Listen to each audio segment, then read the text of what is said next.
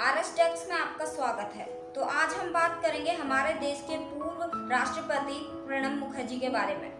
भारत रत्न और देश के पूर्व राष्ट्रपति प्रणब मुखर्जी का 84 वर्ष की उम्र में कल सोमवार को निधन हो गया।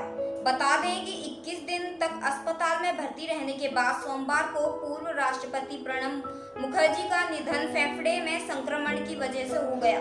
प्रणब मुखर्जी के गुर्दे भी ठीक से काम नहीं कर रहे थे। दिल्ली के आर्मी अस्पताल में उन्होंने अंतिम सांस ली। उनकी कोरोना रिपोर्ट भी पॉजिटिव आई थी। पूर्व राष्ट्रपति प्रणब मुखर्जी के बेटे अभिजीत ने ट्वीट कर उनके निधन की जानकारी दी थी। वह 2012 से 2017 तक देश के 13वें राष्ट्रपति बने। बता दें कि देश के 13वें राष्ट्रपति रहे प्रणब मुखर्जी का जन्म 11 दिसंबर 1935 को पश्चिम बंगाल के वीरभूम जिले में हुआ था। पूर्व राष्ट्रपति प्रणब मुखर्जी का भागलपुर से गहरा लगाव था। खासकर साहित्य एवं सांस्कृतिक कार्यक्रम में प्राय आना जाना होता था। प्रणब मुखर्जी के परिवार में 2 बेटे अभिजीत और इंद्रजीत और बेटी शर्मिष्ठा मुखर्जी हैं। प्रणब मुखर्जी को किताबें पढ़ने का शौक था। बताया जाता है कि वे एक के बाद एक 3 किताबें लगातार पढ़ा करते थे। खासकर उन्हें इतिहास में ज्यादा दिलचस्पी थी। प्रणब दा पिछले 40 सालों से डायरी लिख रहे थे। उन्होंने इसे मृत्यु के बाद भी प्रिंट करने की शर्त रखी थी। लंबे वक्त तक कांग्रेस से जुड़े रहे प्रणब दा वित्त मंत्री, विदेश मंत्री और राष्ट्रपति पद पर काबिज रह चुके हैं। 5 दशक से ज्यादा लंबे राजनीतिक जीवन में प्रणब मुखर्जी गांधी नेहरू के विचारों और इंदिरा गांधी के कट्टर समर्थक कांग्रेस नेता रहे। अपने कार्यकाल में प्रणब मुखर्जी ने लीग से हटकर कई फैसले लिए जो समाज के लिए खतरा और मानवता के लिए अभिशाप थे। उन पर कोई भी दया प्रणब दा ने नहीं दिखाई। कहाँ तो राष्ट्रपति के पास भेजी गई दया याचिकाएं लंबे समय तक धूल कांपती रहती थी और कहाँ प्रणब दा आ गए जिनको तुरंत फैसले लेने के लिए याद किया जाएगा। मुंबई बम धमाकों के दोषी याकूब मेमन की फांसी की सजा इसका सबूत है।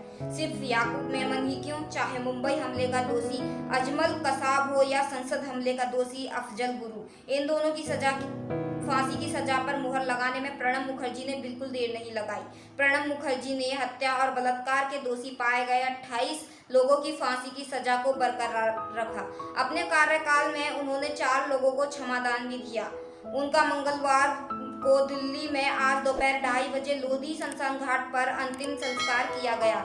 आरएसएस प्रमुख मोहन भागवत प्रणब के अंतिम संस्कार में शामिल हुए। राष्ट्रपति प्रणब मुखर्जी के निधन के बाद केंद्रीय गृह मंत्रालय ने 7 दिन के लिए राष्ट्रीय शोक की घोषणा की है, जिसके बाद आज राष्ट्रपति भवन और संसद भवन के झंडे को झुका दिया गया। प्रणब मुखर्जी के निधन पर पश्चिम बंगाल की ममता सरकार ने भी 1 सितंबर को राज्य में शोक घोषित किया है। सभी सरकारी दफ्तर बंद रहेंगे। राज्य पुलिस दिवस समारोह भी 2 सितंबर के लिए स्थगित कर दिया गया है। गृह मंत्रालय द्वारा जारी आदेश के मुताबिक 31 अगस्त से लेकर 6 सितंबर तक राजकीय शोक के दौरान देश भर में सरकारी भवनों पर तिरंगा आधा झुका हुआ रहेगा और कोई सरकारी कार्यक्रम नहीं होगा। सूत्रों की माने तो आज सुबह 8 बजे पूर्व राष्ट्रपति प्रणब मुखर्जी का पार्थिव शरीर अस्पताल से उनके सरकारी आवास राजाजी मार्ग पर लाया गया।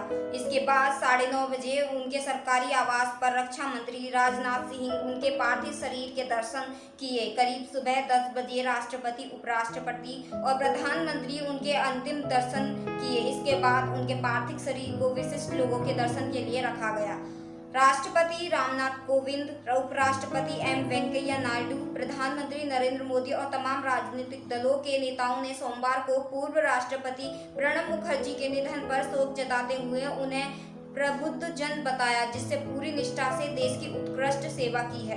वहीं प्रधानमंत्री नरेंद्र मोदी ने मुखर्जी के निधन पर गहरा शोक प्रकट करते हुए उन्हें सर्वोत्कृष्ट विद्वान और उच्च कोटि का राजनीतिज्ञ बताया और कहा कि प्रधानमंत्री के रूप में पहले दिन से उन्हें उनका मार्गदर्शन, समर्थक और आशीर्वाद मिलने का सौभाग्य प्राप्त हुआ। उन्होंने कहा, प्रमुख राजनीतिगत मुद्दों पर उनका ज्ञानपूर्ण परामर्श मैं कभी भी नहीं भूल पाऊंगा। प्रधानमंत्री ने मुखर्जी के साथ अपनी कुछ तस्वीरें भी साझा की, जिनमें से एक तस्वीर में वे मुखर्जी के पैर छूकर प्रणाम करते हुए दिख रहे हैं। कांग्रेस की अंतरिम अध्यक्ष सोनिया गांधी, कांग्रेस नेता राहुल गांधी ने सोमवार को पूर्व राष्ट्रपति प्रणब मुखर्जी के निधन पर शोक व्यक्त किया। सोनिया ने प्रणब मुखर्जी की बेटी शर्मिष्ठा मुखर्जी को भेजे एक शोक संदेश में शोकाकुल परिवार के प्रति गहरी संवेदना प्रकट की। प्रणब दा के जाने से पूरा देश तो उन्हें श्रद्धांजलि दे ही रहा है, साथ ही बॉलीवुड सेलेब्स भी प्रणब दा को नम आंखों से विदाई दे रहे हैं। बॉलीवुड की धक धक गर्ल माधुरी दीक्षित, एक्ट्रेस शिल्पा शेट्टी, कुंद्रा, बॉलीवुड अभिनेता Ajay Devgn, Bollywood actor Arfan Akhtar, Bollywood actor Riteish Deshmukh, Bollywood actress Raveena Tandon, सुर कोकिला लता मंगेशकर ने भी प्रणब मुखर्जी के निधन पर दुख जताया है। वहीं कल वाराणसी के दशामेघ घाट पर गंगा सेवा निधि की ओर से की जाने वाली दैनिक संध्या आरती पूर्व राष्ट्रपति को समर्पित की गई। पूर्व राष्ट्रपति प्रणब मुखर्जी के निधन पर देश विदेश के दिग्गज नेताओं ने शोक व्यक्त किया है। इजराइल के राष्ट्रपति रियूवेन रिविलिन ने सोमवार को भारत में पूर्व राष्ट्रपति प्रणब मुखर्जी के निधन पर संवेदना जताते हुए उन्हें इजराइल का सच्चा मित्र बताया। अमेरिकी राजदूत केनेथ जस्टर ने पूर्व राष्ट्रपति प्रणब मुखर्जी के निधन पर शोक जताया। नेपाल के प्रधानमंत्री केपी शर्मा ओली ने पूर्व राष्ट्रपति प्रणब मुखर्जी के निधन पर शोक व्यक्त किया। श्रीलंका के प्रधानमंत्री महिंदा राजपक्षे ने ट्वीट किया कि वह एक राजनेता के रूप में उत्कृष्ट थे। भूटान के पीएम लोटाय शेरिंग ने पूर्व राष्ट्रपति प्रणब मुखर्जी के निधन पर शोक जताया। रूस के राष्ट्रपति व्लादिमीर पुतिन ने पूर्व राष्ट्रपति प्रणब मुखर्जी के निधन पर वर्तमान के राष्ट्रपति रामनाथ कोविंद को एक शोक संदेश भेजा है। इसके अलावा बांग्लादेश की प्रधानमंत्री शेख हसीना ने प्रधानमंत्री नरेंद्र मोदी को पूर्व राष्ट्रपति प्रणब मुखर्जी के निधन पर शोक व्यक्त करते हुए एक पत्र भेजा है, जिसमें उन्होंने लिखा, प्रणब मुखर्जी बांग्लादेश के सच्चे मित्र थे। बांग्लादेश के लिबरेशन वॉर में उनके योगदान के लिए उन्हें 2013 में सम्मानित भी किया गया था। शेख हसीना प्रणब दा और उसकी दिवंगत पत्नी शुभ्रा की काफी करीब थी। भारत में शरण लेने के दौरान दोनों फैमिली काफी वक्त साथ बिताती थी। वह शुभ्रा के 2015 में निधन पर खास तौर पर दिल्ली आई थी। फिर बांग्लादेश में एक दिन का राष्ट्रीय शोक घोषित किया गया है। अमेरिका के पूर्व उपराष्ट्रपति और आगामी चुनावों के राष्ट्रपति उम्मीदवार जो बिडेन ने पूर्व राष्ट्रपति प्रणब मुखर्जी को श्रद्धांजलि दी है। वहीं अगली खबर, इस वर्ष कल 2 सितंबर से पितृपक्ष शुरू हो रहे हैं। 15 दिन चलने वाले पितृपक्ष को हिंदू धर्म में पितरों के श्राद्ध के रूप में मनाया जाता है। इन दिनों पितरों की आत्मा को शांति पहुंचाने के लिए परिवार में उनका श्राद्ध किया जाता है। शास्त्रों के मुताबिक श्राद्ध पक्ष भाद्र मास की पूर्णिमा से शुरू होकर अश्विन मास की अमावस्या तक चलता है। ऐसी मान्यता है कि मृत्यु के देवता यमराज श्राद्ध पक्ष में पितरों को मुक्त कर देते हैं, ताकि वो स्वजनों के यहाँ जाकर तर्पण ग्रहण कर सकते हैं। कहते हैं कि श्राद्ध के इन दिनों में पितर अपने घर आते हैं, इसलिए उनके परिजनों को उनका तर्पण करना चाहिए। पितरों के समर्पित इन दिनों में हर दिन उनके लिए खाना निकाला जाता है, जिसके साथ ही उतनी तिथि पर ब्राह्मणों को भोजन कराया जाता है। इन 15 दिनों में कोई भी शुभ कार्य जैसे गृह प्रवेश, शादी विवाह नहीं कराए जाते हैं। इसके साथ ही इन दिनों में ना कोई नया कपड़ा खरीदा जाता है और ना ही पहना जाता है। पितृपक्ष में लोग अपने पितरों के तर्पण के लिए पिंडदान हवन भी कराते हैं। श्राद्ध के दिन तर्पण करना जरूरी है। तर्पण 11 बजे से 12 बजे के बीच दोपहर में करना चाहिए। काला तिल, गंगा जल, तुलसी व ताम्र पत्र से तर्पण करना चाहिए। इन जिन पितरों की पसंद का भोजन बनवाया चाहिए। गाय और कोय के लिए ग्रास निकालना चाहिए। इसके अलावा ब्राह्मण को दान दक्षिणा देनी चाहिए। इन दिन तिल, स्वर्ण, घी, वस्त्र, गुड़, चांदी, पैसा, नमक और फल का दान करना चाहिए। कई लोग इन दिनों पिंड दान और पितृदोष शांति के लिए विशेष कार्य भी करवाते हैं। पितृदोष मनुष्य की कुंडली में मौजूद कई तरह से दोषों में से एक होता है। जिस भी व्यक्ति की कुंडली में पितृदोष होता है वह जीवन में कठिनाइयां और बहुत सारे उतार चढ़ाव का अनुभव करता है।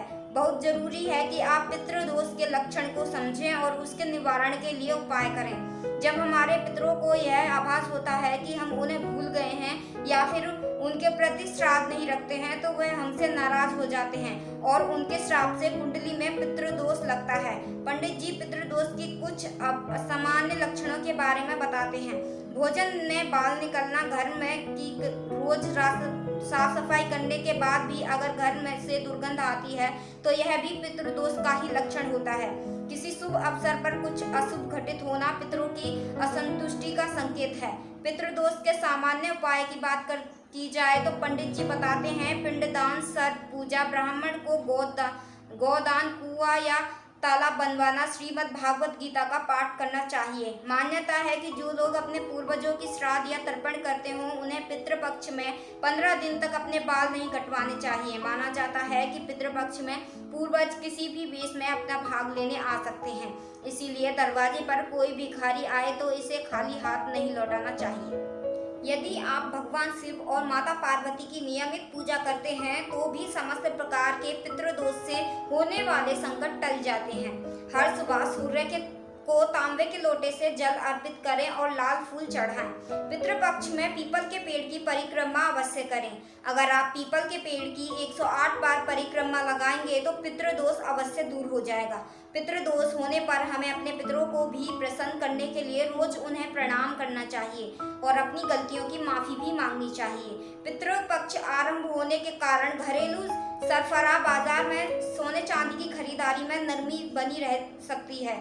इसके बीच इस महीने घरेलू और अंतर्राष्ट्रीय बाजार में सोने ने पिछले साल रिकॉर्ड तोड़ कीमतों में नया रिकॉर्ड बनाया। आमतौर पर पितृपक्ष खत्म होते ही अगले दिन से नवरात्रि शुरू हो जाती है, लेकिन इस बार 19 साल बाद ऐसा संयोग बन रहा है जब पितृपक्ष के खत्म होने के 1 महीने बाद नवरात्र शुरू होंगे। अधिक मास होने के कारण ऐसी स्थिति बनती है। हिंदू पंचांग में तिथियों की घटबढ़ के कारण साल के दिन कम हो जाते हैं और इन्हें एडजस्ट करने के लिए अधिक मास की व्यवस्था की गई है। RS टैक्स परिवार की ओर से सभी पूर्वजों को नमन। आज के लिए इतना ही। बाकी खबरों के लिए बने रहिए RS टैक्स के साथ। सभार डेली हंट डेली होम। धन्यवाद।